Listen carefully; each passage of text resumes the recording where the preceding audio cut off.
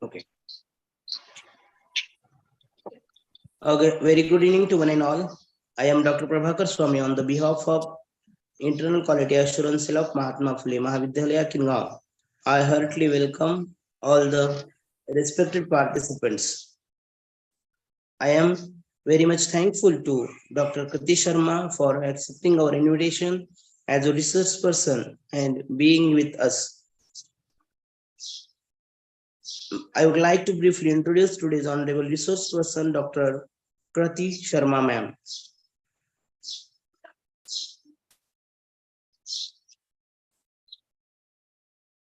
Kriti Sharma ma'am is currently working as an associate professor of English at the Purnima Institute of Engineering and Technology College, Jaipur.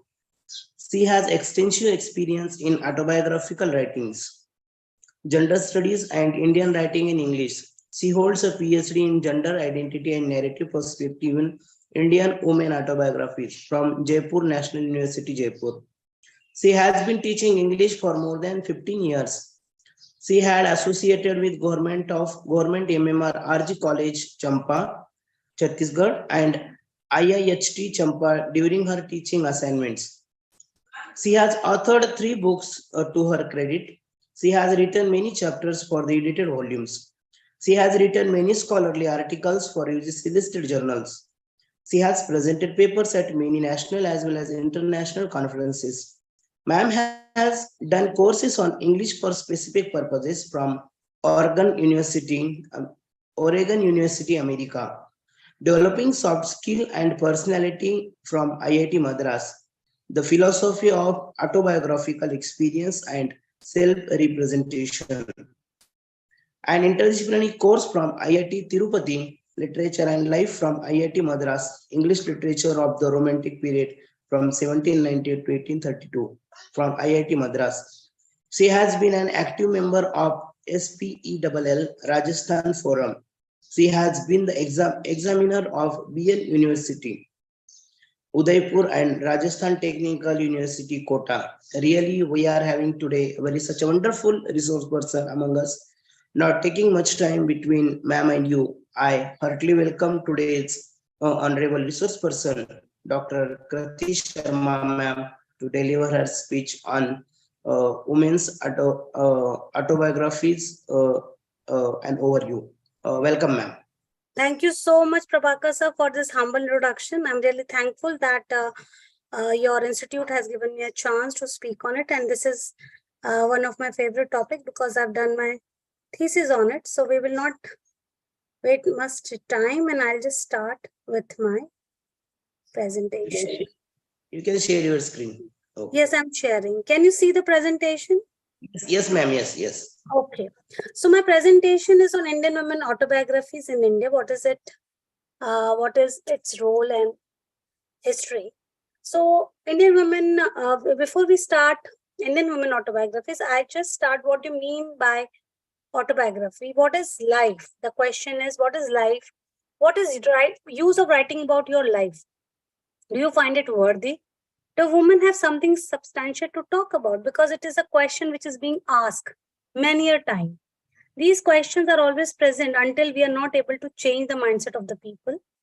What is the meaning of autobiography? The term autobiography comprises 3 Greek words: auto, which means self, bio, which means life, and graph, which means write.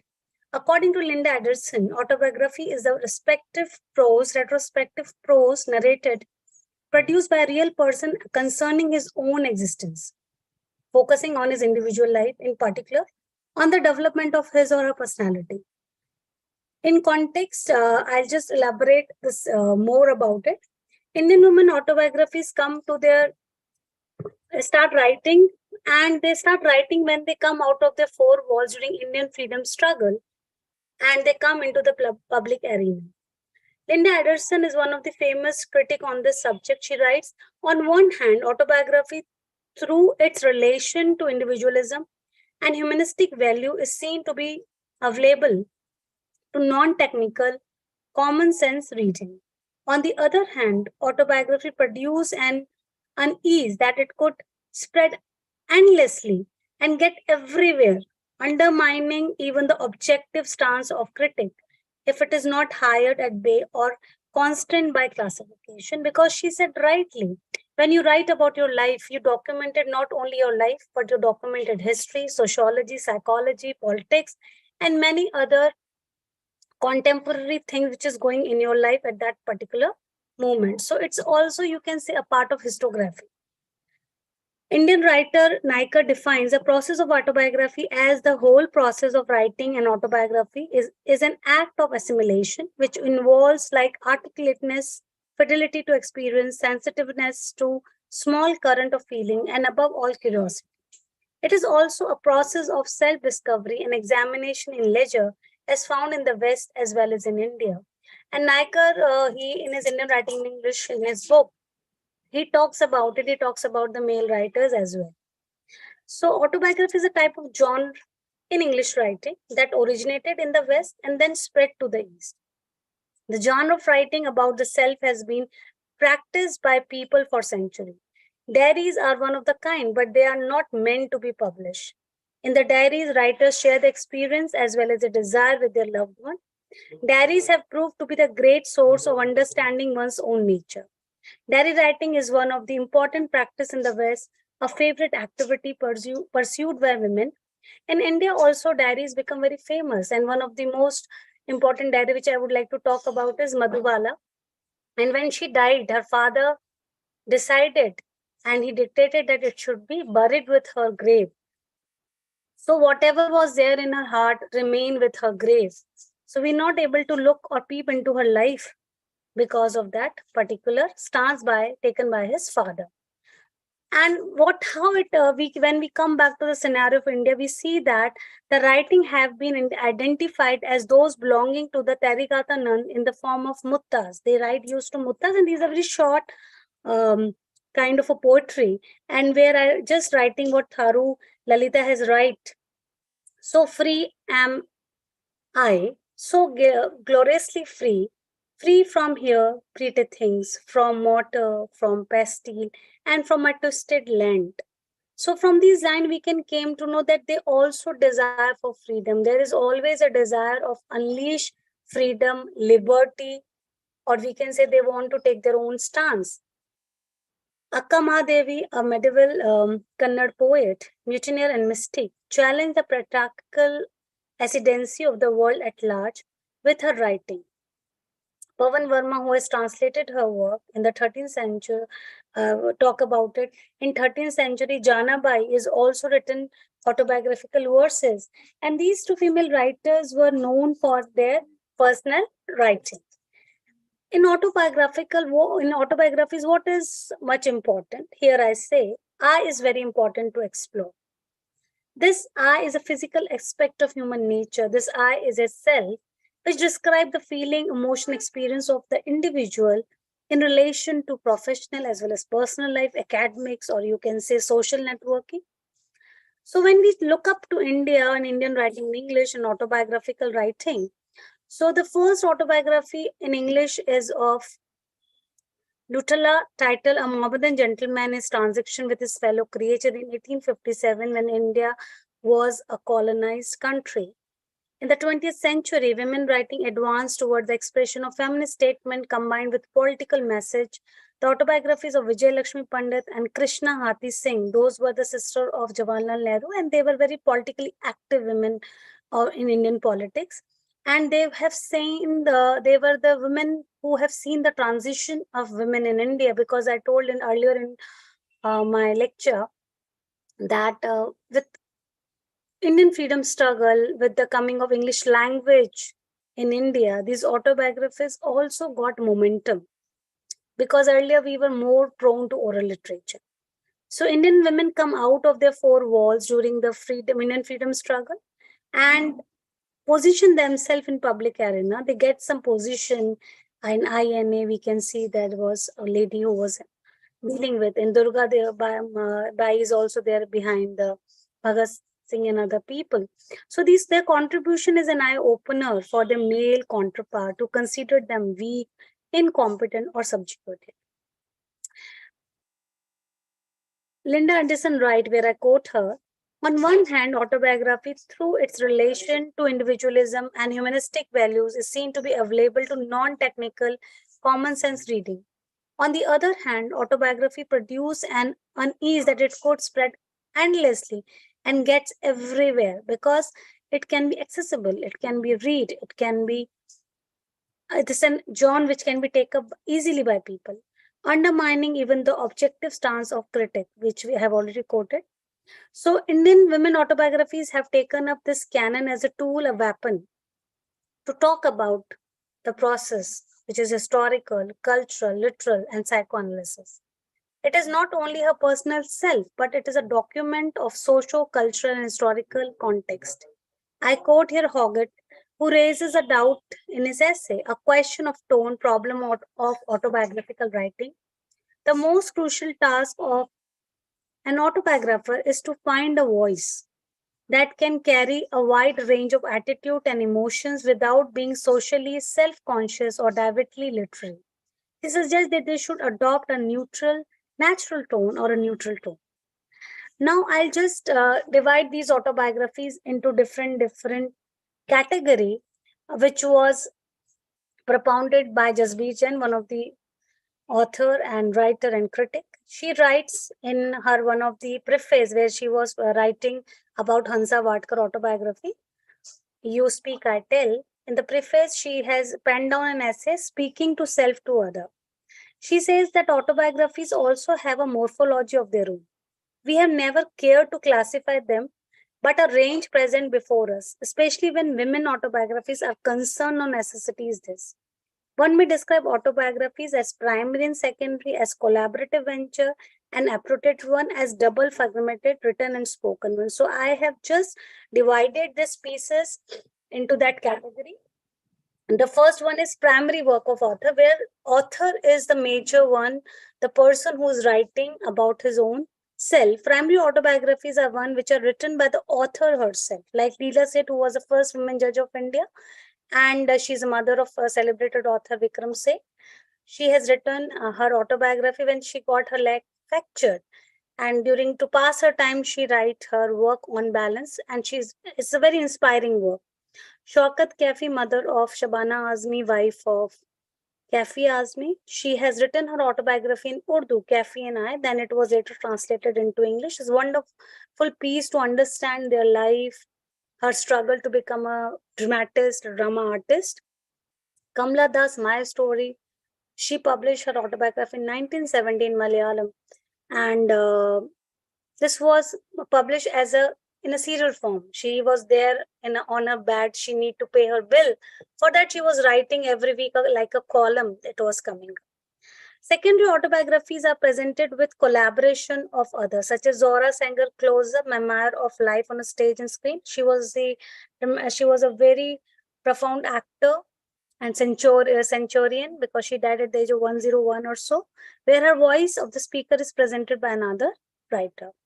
Now, the second category is community autobiography, where they are writing for their own community. They are talking about the dichotomy of their own community. They are talking about the things which are happening in their community. Some women autobiographies choose it as a medium for not only talking about their life, but the life of their community. Women of their family and struggle of women faces in a particular job as a whole. Baby Kamle, The Prison We Broke in 2009, translated in English from Marathi. Jina Mucha and Bama's Kurku are such work which talk about entire community. And we find that Dalit women autobiographies, which are later I discussed, often face triple operation of casteism, economic deprivation, and sexism. Dalit women autobiographies have faithfully narrated this dismal condition of Dalit women in their literature, and this genre gives them a weapon, a tool to talk about their self. So they self-explicit through autobiography. I quote Jasbir Jain here again. Several Dalit autobiographies adopt this posture because personal awareness is directly linked to the level of community awareness. Next category is historical document. Some autobiographies are also historical contribution, a revolutionary life, memoir of a political activities, an account and length about Indian National Army founded by Subhash Chandra Bose, its contribution in the historical artifact. Even the emergence of Gandhi in Indian freedom struggle is a historical document when he writes about my experiments with truth, Jawaharlal Nehru's towards freedom. These works talks about historical document, and during this time also we also see look up some women who were writing. There is one autobiography. I'm just missing the name of the autobiographer. The girl in the Nilgiri Hills. She talks about her life in Nilgiri Hills.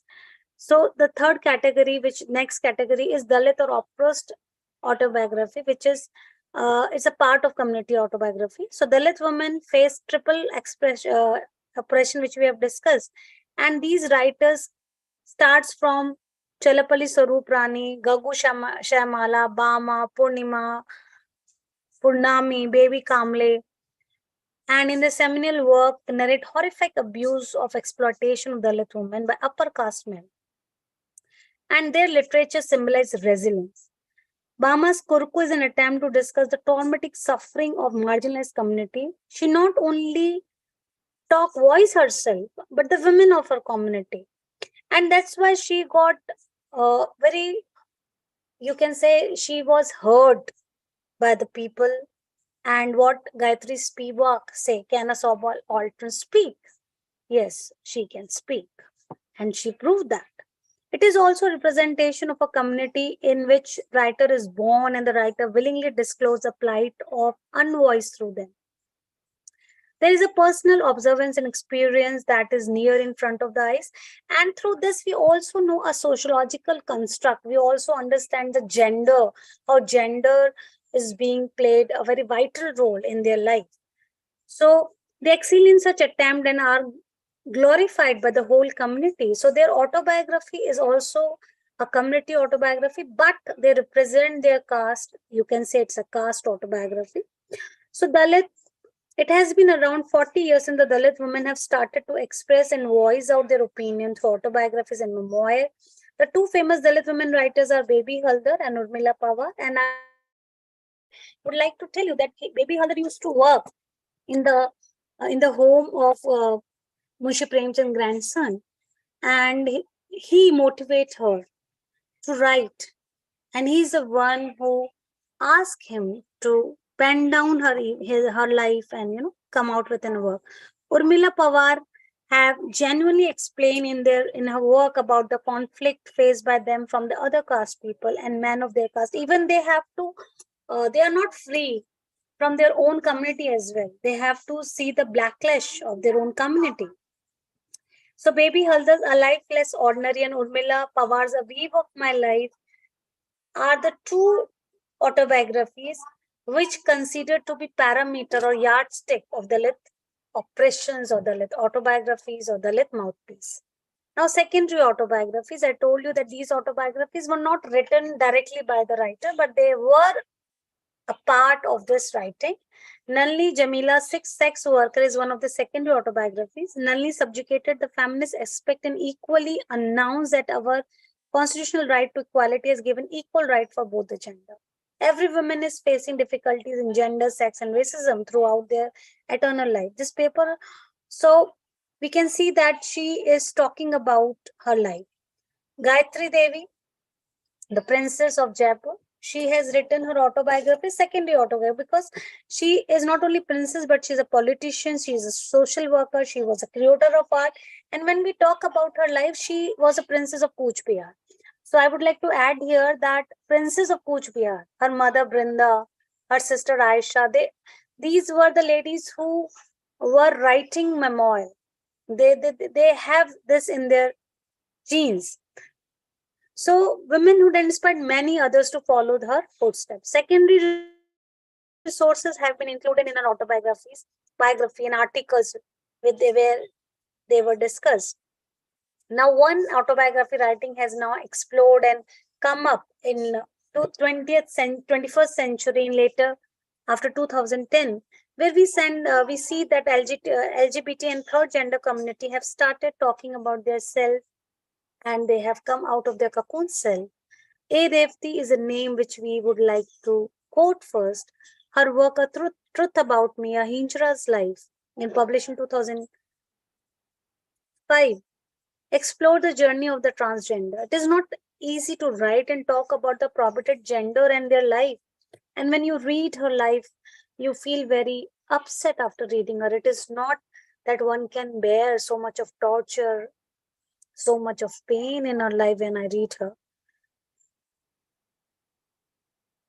There is another gender. Lakshmi is one of the famous person. She wrote her life, Me Hinjra, Me Lakshmi. She was the only son of her parents, and then how she come out to be the society and how she make her own identity, and through that she make uplift, and she's the one who get the status of third gender, the constitution right to these people. And there's one thing more which I would like to add, that these work are mostly regional Marathi work and then later translated into English.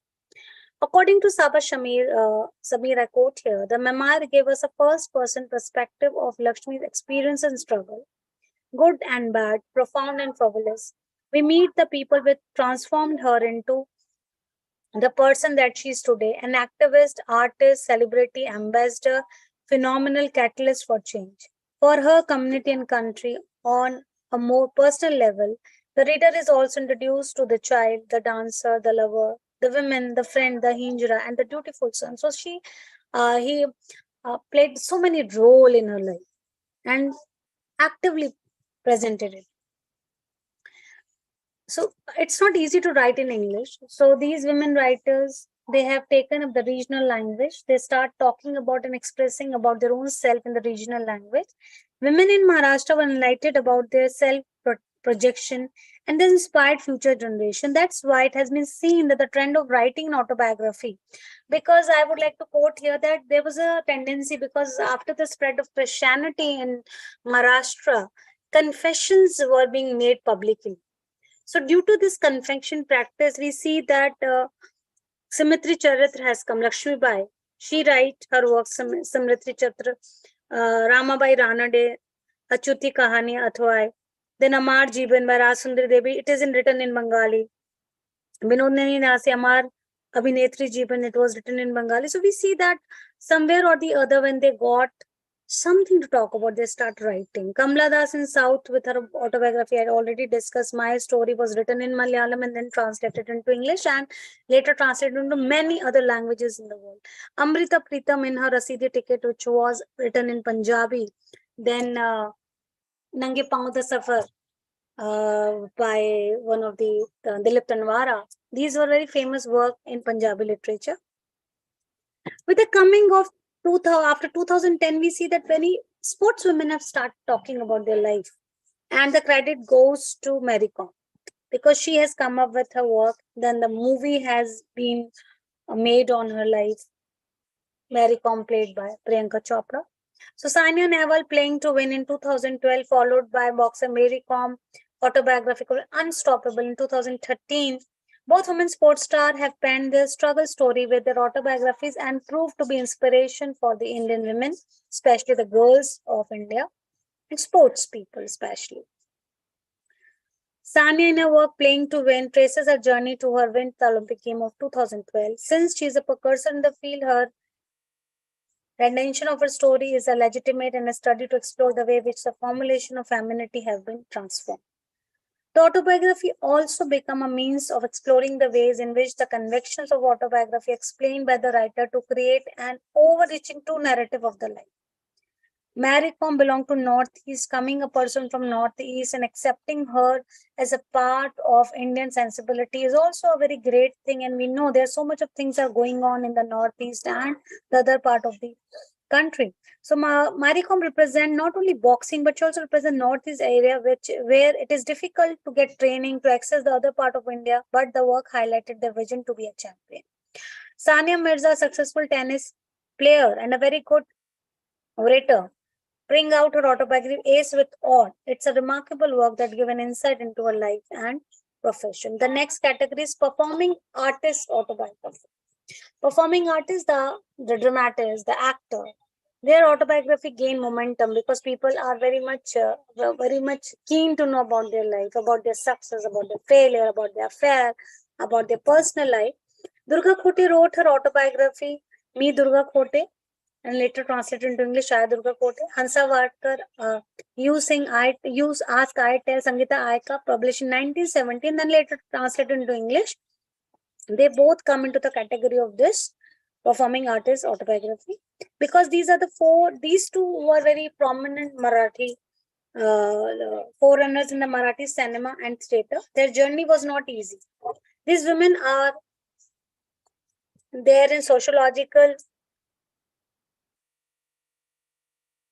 psychological, and economic front. In the context to India, women were subjugated under patriarchy, and it is portrayed by Indian fiction as well. Leela Chitnis, Chanderi Dunya, Leela Naidu, A Patchwork of Life. These are some work which is very, very prominent because they are coming up from the artist. Sushma Seth autobiography, stage play. Also give a personal narrative of the stage and her professional life. There are some autobiographies which are orally narrated, and then later they were translated with the help, and with the help of editor they were edited. And the famous were Fulan Devi, the autobiography of Indian Bandit Queen, and Viramma. These two, Life of a Dalit, these two oral autobiographies were very famous and got recognition with the passage of time. Now I just tell you some autobiographies which we see in 1970. Kamla Dongarke, On Wings of Time, Urmila Haskar, The Future That Was, Kamla Das, My Story, Gayatri Devi, The Princess Remembers, Dhanvanti Rama Rao, An Inheritance, Shubha Majumdar, A Pattern of Life, Vijay Lakshmi Pandit, The Scoop of Happiness. So these are some famous work which we saw in 1970. In 1980, we see Durgabai Deshmukh, Chintamani and I, where she talked about her life, quite aware of her womanliness. Renuka Roy, My Raminance in 1982. Vijay Rajesh Sandey, Princess, autobiography of Dowager Maharani of Gwalior, because Vasundhara Raje is the one who has been known as a Mata of Gwalior, and she was a good political career, grandmother of this new politician. Then Sharanjit Shan, My Own Name and Autobiography, Kamla Devi Chattopadhyay, Inner Recess, Outer Spaces, Tara Lee Beg, Portrait of an Era, the famous work of 90s are Prema Naidu, In Love with Life, Indira Goswami, The Unfinished Autobiography. And she talks and discusses about the problem faced by an upper caste woman who is expected to behave according to the set norms of the patriarchal society. Nantara Sehgal, Relationship Extract from Correspondence. These were some famous work of 80s and 90s. In 2000, from 2010, we see number of autobiographies that start coming a momentum, because when I did my PhD in 2008, I came to know that autobiographies were very much from there that this genre got too much of attention. Shobha Day, Selective Memory, Stories from My Life, Pooja Bedi, Time Pass, Leela Seth, On Balance, Kamla Das, Childhood in Malabar, the second memoir of her life, Malika Pukra, Song Sung Through a Memoir, Sharda Bain's Reminiscence, the memoir of Sharda Bain Mehta, Lubna Kazmi, A Woman of Substance, the memoir of Begum Khurshid Mirza, Baby Haldar, A Lifeless Ordinary, Durga Kote, I Durga Kote, Shubha Lakshmi, Fragments of Life, Neela Satyanarayan, One Half One Full. One Half One Full is a story of a mother-daughter relationship. Here she explained her journey of how she make a physical challenge son recognition in the society. Being an IS, how difficult it was for her to balance her life and her home. Krishna Bose, An Outsider in Politics. Sister Jessie Amin, The Autobiography of a Nun, was a very sensuous and a very sensational work, because for very first time we see that a nun is talking about her life, about her self. Kiran Bedi, you all know, famous IPS officer, she talks about I dare, a freedom from sabotage to the Gandhian way if I were the police commissioner. Veena Majumdar, Memoirs of Rolling Stone, Indra Jagjeevan Ram, Milestone, a memoir, Leela Naidu, A Patchwork of Life, Revti's Truth About Me, Ahijura's Life, and Padma Sachdev, A Drop in Ocean, were famous work in 2000 to 2010. Sushma Seth work is also stage play, The Journey of an Actor, come up during this time. Hansa Varta, Durga Kote, all these come this time only. Nalini Zamal work come this time. A Revti, Truth About Me, come in 2010. And these are some works, because they are from different backgrounds. Some are actors, some are transgender, some are Dalit writers, some are sportsmen, some are political activists.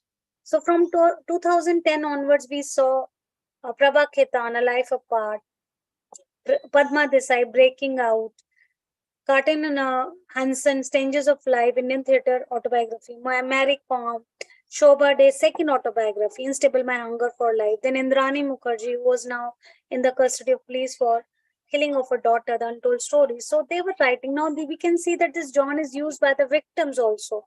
They would like to talk about their trauma in an autobiographical way. So, in conclusion, I would like to say that all these women autobiographers have mustered the courage to come out of their cocoon existence and talk about the experience. And Indian autobiographers, they were writing in many languages, not only in English, but in Hindi, Marathi, Bengali, Malayali. And they talk about their own self. They are free and fearless to talk about their own life in their own way. So all these autobiographies like a suggestopedia for the readers to lead their life in their own terms and make a niche for themselves. What is your vocation? It does not matter if you stay at home or work outside, but your life is precious and it is meant for society. It is meant to be documented. It is meant to be shown. It is meant to be speak about.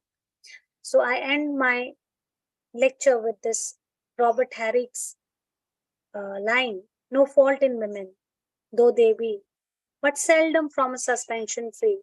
No fault in womanhood at all, if they sleep and never fall. Thank you so much for your patience listening. If you have any query, you can ask me.